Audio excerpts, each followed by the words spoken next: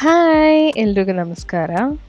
ಇವತ್ತು ಈ ವಿಡಿಯೋದಲ್ಲಿ ನಾವು ತುಂಬ ಟ್ರೆಂಡಿಂಗಲ್ಲಿರೋ ಹಾಗೆ ವೈರಲ್ ಆಗಿರೋ ಒಂದು ಮೇಕಪ್ ಲುಕ್ನ ಕ್ರಿಯೇಟ್ ಮಾಡೋಕ್ಕೆ ಹೋಗ್ತಾ ಇದ್ದೀವಿ. ಅದೇ ಲ್ಯಾಟಿನಾ ಮೇಕಪ್. ಈ ಮೇಕಪ್ನ ನಾನು ಹೇಗೆ ಅಚೀವ್ ಮಾಡಿದೆ, ಯಾವೆಲ್ಲ ಸ್ಟೆಪ್ನ ಫಾಲೋ ಮಾಡಿದೆ ಅಂತ ತಿಳ್ಕೊಬೇಕಾ? ವಿಡಿಯೋನ ಪೂರ್ತಿ ನೋಡಿ. ನಾನು ನಿಮ್ಮ Preethi. Welcome to loves makeup Kannada. First ನಾನಿಲ್ಲಿ ಪ್ಲಮ್ ಅವರ ಒಂದು ಲಿಪ್ ಬಾಮ್ನ ಹಚ್ಕೊತಾ ಇದ್ದೀನಿ. ನೆಕ್ಸ್ಟ್ ನಾನು ಡಾಬರ್ ಅವರ ರೋಸ್ ವಾಟರ್ನ ಆಸ್ ಅ ಟೋನರ್ ಯೂಸ್ ಮಾಡ್ತಾ ಇದ್ದೀನಿ. ಟೋನರ್ ಹಚ್ಚೋದ್ರಿಂದ ನಮ್ಮ ಪೋರ್ಸ್ ಬಂದು ಕ್ಲೋಸ್ ಆಗಿ ಸ್ವೆಟ್ ಹಾಗೆ ಆಯಿಲ್ನ ಕಂಟ್ರೋಲ್ ಮಾಡೋಕ್ಕೆ ಸಹಾಯ ಮಾಡುತ್ತೆ. ಹಾಗೆ ನಮ್ಮ ಸ್ಕಿನ್ನ pH ಕೂಡ ಬ್ಯಾಲೆನ್ಸ್ ಆಗುತ್ತೆ. ನೆಕ್ಸ್ಟ್ ನಾನಲ್ಲಿ ಪಾಯಿಂಟ್ಸ್ ಅವರ ಮಾಯ್ಶ್ಚರೈಸರ್ನ ಯೂಸ್ ಮಾಡ್ತಾ ಇದ್ದೀನಿ. ಇದು ಒಂದು ಜೆಲ್ ಬೇಸ್ಡ್ ಮಾಯ್ಶ್ಚರೈಸರ್ ಆಗಿರುತ್ತೆ. ಇದು ಆಯಿಲಿ ಸ್ಕಿನ್ ಅಥವಾ ಕಾಂಬಿನೇಷನ್ ಸ್ಕಿನ್ ಅವರಿಗೆ ಯೂಸ್ಫುಲ್ ಆಗಿರುತ್ತೆ. ನೆಕ್ಸ್ಟ್ ನಾನಿಲ್ಲಿ ಲ್ಯಾಕ್ಮಿ ಅವರ ಒಂದು ಪ್ರೈಮರ್ನ ಯೂಸ್ ಮಾಡ್ತಾ ಇದ್ದೀನಿ. ಇದು ಕೂಡ ಒಂದು ಜೆಲ್ ಬೇಸ್ಡ್ ಪ್ರೈಮರ್ ಆಗಿರುತ್ತೆ. ಇದನ್ನು ನನ್ನ ಆಲ್ ಓವರ್ ದ ಫೇಸ್ ಹಚ್ತಾ ಇದ್ದೀನಿ. ಪ್ರೈಮರ್ ನಮ್ಮ ಅನ್ಈವನ್ ಸ್ಕಿನ್ ಟೆಕ್ಸ್ಚರ್ನ ಸ್ವಲ್ಪ ಸ್ಮೂತ್ ಔಟ್ ಮಾಡೋದಕ್ಕೆ ಹೆಲ್ಪ್ ಮಾಡುತ್ತೆ. ಹಾಗೆ ಮೇಕಪ್ನ ಕೂಡ ಲಾಂಗ್ ಲಾಸ್ಟ್ ಮಾಡುತ್ತೆ. ನೆಕ್ಸ್ಟ್ ನಾನಿಲ್ಲಿ ಸ್ವಿಸ್ ಬ್ಯೂಟಿ ಅವರ ಆರೆಂಜ್ ಕರೆಕ್ಟರ್ನ ಯೂಸ್ ಮಾಡ್ತಾ ಇದ್ದೀನಿ ನನ್ನ ಬಾಯಿಯ ಸುತ್ತ. ನಾನಿಲ್ಲಿ ಆರೆಂಜ್ ಕರೆಕ್ಟರ್ನ ನೀಟಾಗಿ ಹಚ್ಕೊಂಡು ನಂತರ ಇದನ್ನ ನ್ಯೂಟ್ರಲೈಸ್ ಕೂಡ ಮಾಡ್ತೀನಿ ಒಂದು 2 ಶೇಡ್ ಡಾರ್ಕರ್ ಕನ್ಸೀಲರಿಂದ. ಇಲ್ಲಿ ಪ್ರಾಡಕ್ಟ್ಸ್ನೆಲ್ಲ ಇದೇ ಯೂಸ್ ಮಾಡಬೇಕು ಅಂತ ಏನಿಲ್ಲ. ನಿಮ್ಮ ಹತ್ರ ಯಾವ ಬ್ರ್ಯಾಂಡ್ ಇರುತ್ತೆ ಅದೇ ಬ್ರ್ಯಾಂಡಲ್ಲಿ ನೀವು ಯೂಸ್ ಮಾಡ್ಬೋದು. ನಾನಿಲ್ಲಿ ನನ್ನ ಹಣೆ ಮೇಲೆ ಆರೆಂಜ್ ಕರೆಕ್ಟರ್ನ ಹಚ್ಕೊಂಡು ನೆಕ್ಸ್ಟ್ ನಾನು ಅದನ್ನ ನ್ಯೂಟ್ರಲೈಸ್ ಮಾಡ್ತೀನಿ. ಕೆಲವೊಂದು ಸಲ ನಾವು ಹಚ್ಚಿರೋ ಆರೆಂಜ್ ಕರೆಕ್ಟರ್ ಫೌಂಡೇಶನ್ ಹಚ್ಚಾದ ಮೇಲೆ ಕೂಡ ಸ್ವಲ್ಪ ವಿಸಿಬಲ್ ಆಗಿ ಆಚೆ ಕಾಣಿಸ್ತಾ ಇರುತ್ತೆ. ಅದನ್ನು ನ್ಯೂಟ್ರಲೈಸ್ ಮಾಡೋದಕ್ಕೇ ನಾವು ಈ ಕನ್ಸೀಲರ್ನ ಯೂಸ್ ಮಾಡಬೇಕಾಗತ್ತೆ. ಇದನ್ನ ನಾನು ನೀಟಾಗಿ ಹಚ್ಕೊಂಡು ನನ್ನ ಡ್ಯಾಮ್ ಬ್ಯೂಟಿ ಬ್ಲೆಂಡರಲ್ಲಿ ಬ್ಲೆಂಡ್ ಮಾಡ್ತಾ ಇದ್ದೀನಿ. ಈ ರೀತಿ ಕರೆಕ್ಷನ್ ಮಾಡದೆ ನಾವು ಫೌಂಡೇಶನ್ ಹಚ್ಚೋದ್ರಿಂದ ನಮ್ಮ ಮೇಕಪ್ ಗ್ರೇ ಆಗೋ ಚಾನ್ಸಸ್ ಇರುತ್ತೆ. ನಮ್ಮ ಮೇಕಪ್ ಡಾರ್ಕ್ ಗ್ರೇ ಅಥವಾ ಆಕ್ಸಿಡೈಸ್ ಏನಕ್ಕಾಗತ್ತೆ ಅಂತ ನಾನು ಮುಂಚೆನೇ ಒಂದು ವಿಡಿಯೋ ಮಾಡಿದ್ದೀನಿ. ವಿಡಿಯೋನ ಚೆಕ್ ಮಾಡೋದನ್ನ ಮರಿಬೇಡಿ. ನಮ್ಮ ಈ ಮೇಕಪ್ ಲುಕ್ಗೆ ಒಂದು ಮ್ಯಾಟ್ ಬೇಸ್ ಬೇಕಾಗಿರೋದ್ರಿಂದ ನಾನು ಇಲ್ಲಿ ಫಾರೆವರ್ 52 ಪ್ರೋ ಆರ್ಟಿಸ್ಟ್ ಅವರ ಪೀಕ್ ಆ್ಯಂಡ್ ಶೇಡ್ನ ಯೂಸ್ ಮಾಡ್ತಾ ಇದ್ದೀನಿ. ಇದು ಬಂದು ಒಂದು ಮ್ಯಾಟ್ ಫೌಂಡೇಶನ್ ಆಗಿರುತ್ತೆ. ಇದನ್ನ ಆಯಿಲಿ ಟು ಕಾಂಬಿನೇಷನ್ ಸ್ಕಿನ್ ಅವರು ಯೂಸ್ ಮಾಡ್ಬೋದು. ಈ ಲುಕ್ಗೆ ನಮಗೆ ಮ್ಯಾಟ್ ಬೇಸೇ ಬೇಕಾಗಿರೋದ್ರಿಂದ ನಾನು ಈ ಫೌಂಡೇಶನ್ನ ಯೂಸ್ ಮಾಡ್ತಾ ಇದ್ದೀನಿ. ಇದರಲ್ಲಿ ಯಾವುದೇ ರೀತಿ ಶೈನ್ ಆಗಲಿ ಡ್ಯೂಯಿನೆಸ್ ಆಗಲಿ ಬರೋದಿಲ್ಲ. ಇದನ್ನ ಆಲ್ ಓವರ್ ದ ಫೇಸ್ ಹಚ್ಕೊಂಡು ನಾನು ನನ್ನ ಡ್ಯಾಮ್ ಬ್ಯೂಟಿ ಬ್ಲೆಂಡರಲ್ಲಿ ಬ್ಲೆಂಡ್ ಮಾಡಿಕೊಂಡು ನಂತರ ಮೆಬ್ಲಿನ್ ಅವರ ಒಂದು ಕನ್ಸೀಲರ್ನ ಯೂಸ್ ಮಾಡ್ತಾ ಇದ್ದೀನಿ ಇನ್ ದ ಶೇಡ್ ಕ್ಯಾರಮಲ್. ನಾವು ಕಣ್ಣು ಕೆಳಗಡೆ ಯಾವತ್ತೂ ನಮ್ಮ ಫೌಂಡೇಶನ್ನ ಯೂಸ್ ಮಾಡಬಾರ್ದು. ಅಲ್ಲಿ ಫೈನ್ ಲೈನ್ಸ್ ಅಂತ ಹೇಳ್ತಾರೆ, ಕ್ರೀಸ್ ಅಂತ ಹೇಳ್ತಾರೆ, ಅದೆಲ್ಲ ಆಗೋ ಚಾನ್ಸಸ್ ಇರುತ್ತೆ. ನೆಕ್ಸ್ಟ್ ನಾನಿಲ್ಲಿ ಒಂದು ಲೈಟರ್ ಕನ್ಸೀಲರ್ನ ತೊಗೊಂಡಿದ್ದೀನಿ. ಇದು ಮೆಬ್ಲಿನ್ ಅವರ ಒಂದು ಕನ್ಸೀಲರ್ ಆಗಿರುತ್ತೆ ಇನ್ ದ ಶೇಡ್ 25. ನಾನು ಇವತ್ತಿನ ಲುಕ್ಗೆ ನನ್ನ ಮೇಕಪ್ನ ಹೈಲೈಟ್ ಮಾಡಬೇಕು ಅಂತ ಅಂದ್ಕೊಂಡಿರೋ ಕಾರಣ ನಾನಿಲ್ಲಿ ಯೂಸ್ ಮಾಡ್ತಾ ಇದ್ದೀನಿ. ಇದನ್ನು ನನ್ನ ಹಣೆ ಮೇಲೆ, ನೋಸ್ ಮೇಲೆ, ಹಾಗೆ ಕಣ್ಣು ಕೆಳಗಡೆ, ಹಾಗೆ ಚಿನ್ ಮೇಲೆ ಸ್ವಲ್ಪ ಹಚ್ಕೊಂಡು ಬ್ಲೆಂಡ್ ಮಾಡ್ತಾ ಇದ್ದೀನಿ. ಓವರ್ ಬ್ಲೆಂಡ್ ಕೂಡ ಮಾಡಬಾರ್ದು, ಸೊ ದಟ್ ಪ್ರಾಡಕ್ಟು ಅಲ್ಲಿ ಜಾಸ್ತಿ ಡೆಪಾಸಿಟ್ ಆಗಲ್ಲ. ನಾನು ಇಲ್ಲಿ ಸ್ವಿಸ್ ಬ್ಯೂಟಿ ಅವರ ಲೂಸ್ ಫಿನಿಶಿಂಗ್ ಪೌಡರ್ನ ಯೂಸ್ ಮಾಡ್ತಾ ಇದ್ದೀನಿ ನನ್ನ ಮೇಕಪ್ನ ಸೆಟ್ ಮಾಡೋದಕ್ಕೆ. ನಾನು ಇದನ್ನು ನನ್ನ ಬ್ರಷಲ್ಲಿ ಸ್ವಲ್ಪನೇ ತೊಗೊಂಡು ಎಕ್ಸ್ಟ್ರಾನ ಟ್ಯಾಪ್ ಮಾಡಿ ಹಚ್ತಾ ಹೋಗ್ತಾ ಇದ್ದೀನಿ. ನಾವು ಪೌಡರ್ನ ಎಕ್ಸಸ್ ಆಗೂ ಹಾಕೊಬಾರ್ದು, ತುಂಬ ಕಡಿಮೆನೂ ಹಾಕೊಬಾರ್ದು. ಎಕ್ಸಸ್ ಹಾಕೊಂಡ್ರೆ ತುಂಬ ಆ್ಯಶಿ ಥರ ಕಾಣಿಸುತ್ತೆ, ಕಡಿಮೆ ಹಾಕೊಂಡ್ರೆ ಮೇಕಪ್ ಸರಿಯಾಗಿ ಸೆಟ್ ಆಗೋದಿಲ್ಲ. ನಾವು ನಮ್ಮ ಕಣ್ಣು ಕೆಳಗಡೆ ಪೌಡರ್ನ ಹಚ್ಚೋಕ್ಕಿಂತ ಮುಂಚೆ ಅಲ್ಲಿ ಆಲ್ರೆಡಿ ಫೈನ್ ಲೈನ್ಸ್ ಏನಾದ್ರು ಫಾರ್ಮ್ ಆಗಿದ್ರೆ ಅದನ್ನು ಫಸ್ಟು ಬ್ಲೆಂಡ್ ಮಾಡಿ ನಂತರ ನಾವು ಪೌಡರಿಂದ ಸೆಟ್ ಮಾಡಬೇಕಾಗತ್ತೆ. ಹಾಗೆ ನಮ್ಮ ಈ ಲುಕ್ಗೆ ಒಂದು ಬೋಲ್ಡ್ ಆ್ಯಂಡ್ ಶಾರ್ಪ್ ಐಬ್ರೋಸ್ ಬೇಕಾಗಿರೋ ಕಾರಣ ನಾನಿಲ್ಲಿ ಪ್ಯಾಕ್ ಅವರ ಐಬ್ರೋ ಪ್ಯಾಲೆಟ್ನ ಯೂಸ್ ಮಾಡಿಕೊಂಡು ನನ್ನ ಐಬ್ರೋಸ್ನ ಫಿಲ್ ಮಾಡ್ಕೊತಾ ಇದ್ದೀನಿ. ಇಲ್ಲಿ ಇನ್ನೊಂದು ಮೆಥಡ್ನ ನಿಮಗೆ ಹೇಳ್ಕೊಡ್ತೀನಿ. ಇದರಿಂದ ನಮ್ಮ ಐಬ್ರೋಸ್ ಇನ್ನೂ ಪ್ರಾಂಪ್ಟಾಗಿ, ಇನ್ನೂ ಪಾಪಪ್ ಆಗಿ ಡಿಫೈನ್ಡಾಗಿ ಕಾಣಿಸುತ್ತೆ. ಮೇಕಪ್ಪಲ್ಲಿ ನಮ್ಮ ಐಬ್ರೋಸ್ ಒಂದು ಇಂಪಾರ್ಟೆಂಟ್ ಸ್ಟೆಪ್ ಅಂತಲೇ ಹೇಳ್ಬೋದು. ಐಬ್ರೋ ಸ್ಟಾರ್ಟಿಂಗಲ್ಲಿ ಯಾವತ್ತೂ ಲೆಸ್ ಪ್ರಾಡಕ್ಟ್ ಇರಬೇಕು. ಹಾಗೆ ಐಬ್ರೋ ಮಧ್ಯದಲ್ಲಿ ನಮಗೆ ಎಷ್ಟು ಬೇಕೋ ಅಷ್ಟು ಪ್ರಾಡಕ್ಟ್ನ ಡೆಪಾಸಿಟ್ ಮಾಡ್ಕೊಬೋದು. ನೆಕ್ಸ್ಟ್ ನಾನಿಲ್ಲಿ ಒಂದು ಲೈಟರ್ ಕನ್ಸೀಲರ್ನ ತೊಗೊಂಡಿದ್ದೀನಿ. ಇದು ಮೆಬ್ಲಿನ್ ಅವರ ಒಂದು ಕನ್ಸೀಲರ್ ಇನ್ ದ ಶೇಡ್ 25. ಇದರಿಂದ ನಾನು ನನ್ನ ಐಬ್ರೋಸ್ನ ಈವನ್ ಮೋರ್ ಡಿಫೈನ್ ಮಾಡ್ತಾ ಇದ್ದೀನಿ. ಒಂದು ಫ್ಲ್ಯಾಟ್ ಸ್ಮಾಲ್ ಬ್ರಷ್ನ ತಗೊಂಡು ಈ ರೀತಿ ನಾವು ಕನ್ಸೀಲರ್ನ ಹಚ್ಚಬೇಕಾಗತ್ತೆ to get even more defined look. ಈ ರೀತಿ ಮಾಡೋದ್ರಿಂದ ಒಂದು ಬೋಲ್ಡ್ ಆ್ಯಂಡ್ ಶಾರ್ಪ್ ಲುಕ್ ನಮ್ಮ ಐಬ್ರೋಸ್ಗೆ ಸಿಗತ್ತೆ. ಇದೇ ಮೆಥಡಲ್ಲಿ ನನ್ನ ಇನ್ನೊಂದು ಐಬ್ರೋನ ಕೂಡ ಡಿಫೈನ್ ಮಾಡ್ಕೊತಾ ಇದ್ದೀನಿ.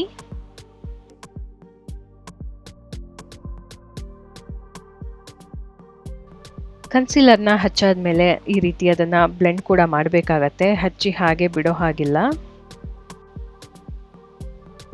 ನೆಕ್ಸ್ಟ್ ನಾನಿಲ್ಲಿ ನನ್ನ ಐಬ್ರೋಸ್ ಕೆಳಗೆ ಕೂಡ ಇದನ್ನು ಡಿಫೈನ್ ಮಾಡ್ಕೊತೀನಿ, ಹಾಗೆ ಅದನ್ನು ಐ ಶ್ಯಾಡೋ ಬೇಸ್ ಆಗಿ ಕೂಡ ನಾನು ಯೂಸ್ ಮಾಡ್ತಾ ಇದ್ದೀನಿ.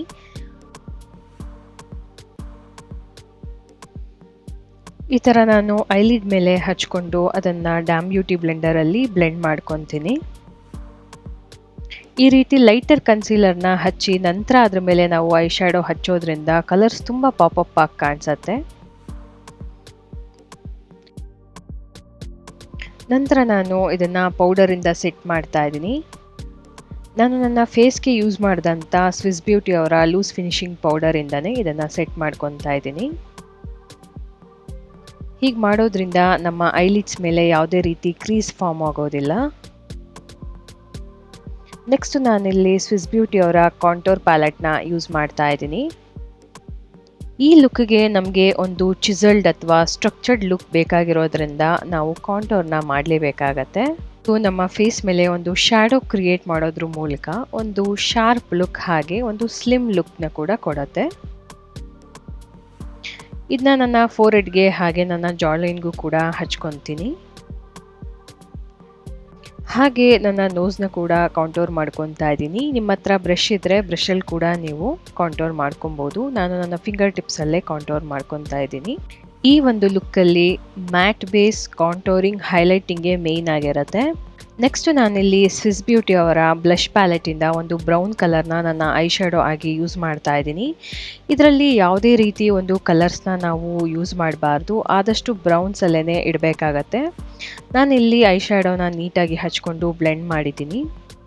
ನೆಕ್ಸ್ಟ್ ಇನ್ನೊಂದು ಪ್ರಾಮಿನೆಂಟ್ ಸ್ಟೆಪ್ ಏನಂತ ಹೇಳಿದ್ರೆ, ಈ ಲುಕ್ಗೆ ನಾವು ಒಂದು ಬೋಲ್ಡ್ ಆ್ಯಂಡ್ ಎಲಿಗೆಂಟ್ ಐಲೈನರ್ನ ಡ್ರಾ ಮಾಡಬೇಕಾಗತ್ತೆ.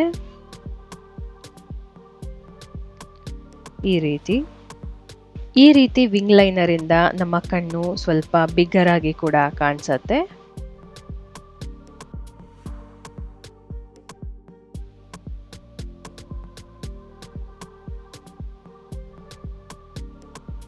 ನನ್ನ inner corners of the ice ಅಲ್ಲಿ ಕೂಡ ನಾನು ಇದನ್ನ ಸ್ವಲ್ಪ ಡ್ರ್ಯಾಗ್ ಮಾಡ್ತಾ ಇದ್ದೀನಿ.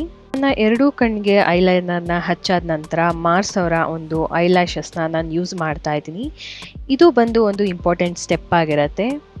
ಈ ಲ್ಯಾಶಸ್ನ ನೀವು ನಿಮ್ಮ ಕಣ್ಣಿನ ಮೆಷರ್ಮೆಂಟಿಗೆ ತೊಗೊಬೇಕಾಗತ್ತೆ. ತುಂಬ ಉದ್ದ ಇದ್ದರೆ ಅದನ್ನ ಕಟ್ ಕೂಡ ಮಾಡ್ಕೊಬೇಕಾಗತ್ತೆ.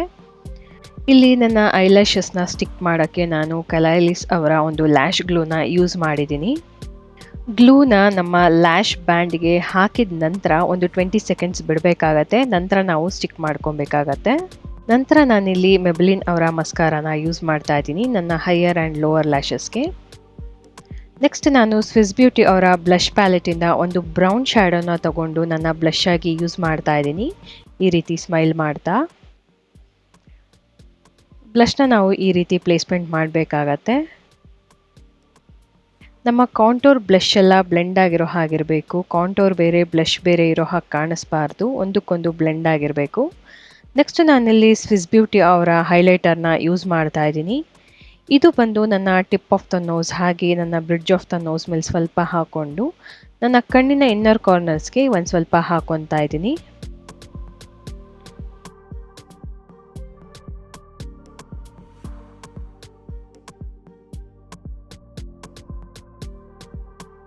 ನಮ್ಮ ಲ್ಯಾಟಿನಾ ಮೇಕಪ್ಗೆ ಬೇಸ್ ಬಂದು ಮ್ಯಾಟ್ ಆಗಿ ಇರೋದ್ರಿಂದ ನಾವು ಇವತ್ತು ಹೈಲೈಟರ್ನ ಫೇಸ್ಗೆ ಯೂಸ್ ಮಾಡ್ತಾ ಇಲ್ಲ. ಜಸ್ಟ್ ನನ್ನ ಐಬ್ರೋಸ್ ಕೆಳಗೆ ಇನ್ನರ್ ಕಾರ್ನರ್ಸ್ ಹಾಗೆ ನನ್ನ ನೋಸ್ನ ಮಾತ್ರ ಹೈಲೈಟ್ ಮಾಡಿದ್ದೀನಿ. ನಂತರ ಇನ್ನೊಂದು ಪ್ರಾಮಿನೆಂಟ್ ಫೀಚರ್ ಈ ಮೇಕಪ್ಗೆ ಬೇಕಾಗಿರೋದು ಒಂದು ಫುಲ್ಲರ್ ಲಿಪ್ಸ್ ಅಂತಲೇ ಹೇಳ್ಬೋದು. ಅದಕ್ಕಾಗಿ ನಾನು ಫಸ್ಟ್ ಇಲ್ಲಿ ಒಂದು ಬ್ರೌನ್ ಲಿಪ್ ಲೈನರ್ನ ಯೂಸ್ ಮಾಡಿಕೊಂಡು ನನ್ನ ಲೈನ್ಸ್ನ ಫಿಲ್ ಮಾಡ್ಕೊತಾ ಇದ್ದೀನಿ. ನಾನು ಇಲ್ಲಿ ನನ್ನ ಲಿಪ್ಸ್ ಲೈನ್ಗಿನ್ನ ಒಂದು ಚೂರು ಆಚೆ ಬಂದು ಔಟ್ಲೈನ್ ಮಾಡ್ಕೊತೀನಿ to get the fuller look. ನಾನಿಲ್ಲಿ ಮಾಮಾ ಅರ್ತ್ ಅವರ ಒಂದು ಲಿಪ್ಸ್ಟಿಕ್ನ ಯೂಸ್ ಮಾಡ್ತಾ ಇದ್ದೀನಿ in the shade carnation nude. ಈ ರೀತಿ ಹಚ್ಕೊಂಡು ಬ್ಲೆಂಡ್ ಮಾಡ್ಕೊತೀನಿ.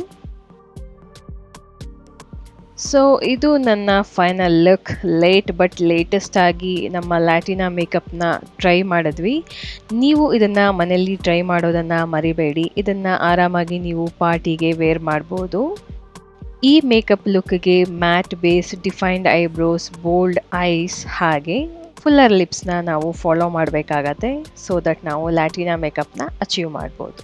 ಇದು ನನ್ನ ಇವತ್ತಿನ ವಿಡಿಯೋ ಆಗಿತ್ತು. ವಿಡಿಯೋ ಹೇಗನ್ನಿಸ್ತು ಅಂತ ಕಮೆಂಟ್ ಮಾಡೋದನ್ನ ಮರಿಬೇಡಿ. ಹಾಗೆ ಇಷ್ಟ ಆಗಿದ್ರೆ ಒಂದು ಲೈಕ್ ಮಾಡೋದನ್ನ ಕೂಡ ಮರಿಬೇಡಿ. ಇನ್ನೂ ಯಾರೆಲ್ಲ ನನ್ನ ಚಾನಲ್ನ ಸಬ್ಸ್ಕ್ರೈಬ್ ಮಾಡ್ಕೊಂಡಿಲ್ವೋ ದಯವಿಟ್ಟು ಸಬ್ಸ್ಕ್ರೈಬ್ ಮಾಡಿ ಅಂತ ಹೇಳ್ತಾ ಥ್ಯಾಂಕ್ ಯು ಫಾರ್ ವಾಚಿಂಗ್.